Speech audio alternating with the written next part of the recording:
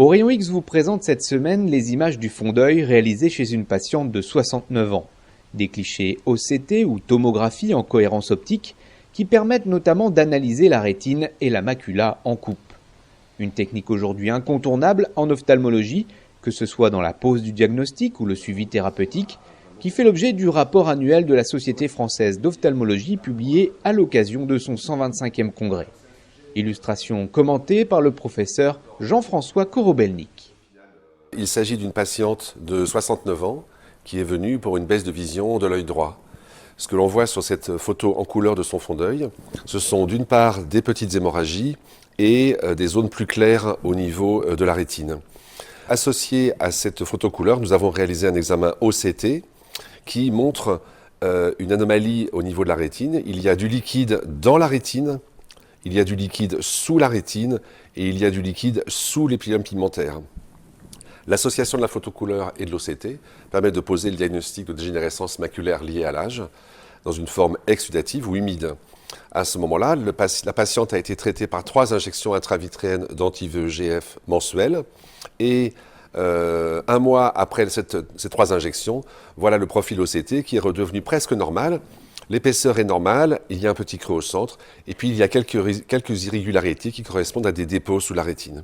Donc elle a très bien répondu au traitement, elle a été traitée par des injections qui se sont progressivement espacées, et on a continué à surveiller l'autre œil, l'œil droit, qui avait des petits dépôts, des drusen sous la rétine, donc une forme initiale de la maladie. L'OCT de l'œil droit était vraiment bien, à part ces drusen, et 1 an après, elle revient une plainte minime, sur la photocouleur, une petite hémorragie, et sur l'OCT, patatras, à nouveau de la dégénérescence maculaire liée à l'âge sur l'œil droit cette fois-ci, avec du liquide dans la rétine, du liquide sous la rétine, et un tissu gris ici qui correspond au néovaisseau qui a poussé.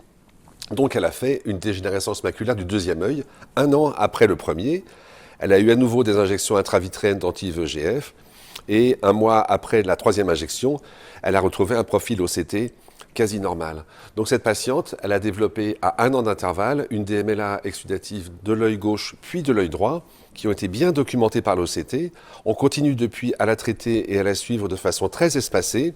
Et ça, ce sont les OCT de son œil droit et de son œil gauche que j'ai réalisés la semaine dernière. Et elle reste complètement sèche. Donc l'OCT, c'est vraiment un examen indolore, sans danger, qui permet de voir très finement les changements dans la rétine et qui est extrêmement utile pour diagnostiquer et pour suivre la dégénérescence maculaire liée à l'âge. Sur cette coupe, qui est l'OCT après traitement du 2e œil, ce qui est normal, c'est l'épaisseur de la rétine, et la fossette fovéolaire, c'est un aspect normal. Ce qui n'est pas normal, c'est cet aspect un petit peu irrégulier et bosselé de cette couche qui est au niveau de l'épithélium pigmentaire sous la rétine. Et cet aspect bosselé, ça correspond à des dépôts sous la rétine, des drusen, qui sont un signe de vieillissement de la rétine et qui peuvent aboutir, ce qu'elle a eu, à des néovaisseaux sous-rétiniens et nécessiter un traitement. Là, on a une tranche, on a une coupe quasi histologique, in vivo, qui permet d'avoir des informations sur des volumes, des reliefs, qui sont invisibles autrement. Donc l'OCT n'est pas tout, mais c'est une pièce majeure de l'imagerie pour le diagnostic et pour le suivi. C'est une pièce majeure qui vient s'imbriquer avec d'autres pièces, comme les photos et d'autres techniques d'imagerie. La force de cette technologie, c'est de pouvoir être répétée sans aucun danger, sans douleur. C'est vraiment quelque chose qui est extrêmement facile à faire et du coup qui est très répandu. Il y a un nombre important d'ophtalmologistes qui, dans des structures hospitalières mais aussi dans leur cabinet, ont un OCT, peuvent faire cet examen, peuvent faire des diagnostics, suivre des patients très précisément.